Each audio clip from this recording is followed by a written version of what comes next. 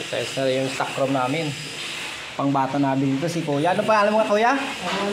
Armando Padilla? Ay, kala ko Padilla.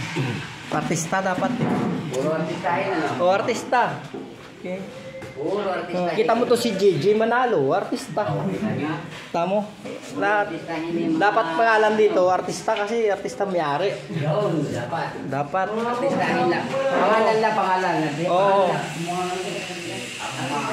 Ito na yung stock room namin na itinatize na ni Kuya Armando Padilla.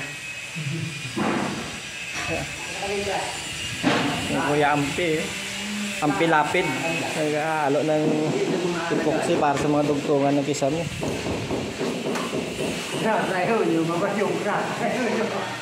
Oh. Paparibit natin yan. Uling. Ayan. Ano yan? So, sobrang lamig sa kainit. Init yan. Kasi nung giplastering at saka gisatada, may bubong na, hindi na nadiligan. Dahil yung alublock hindi naman galing sa jack belt eh. Galing lang sa hardware lang eh. Ang railing namin tapos na oh. Kaya painalpot na lang. Ang change namin taas yan. Tapos na yan. Paikot yan.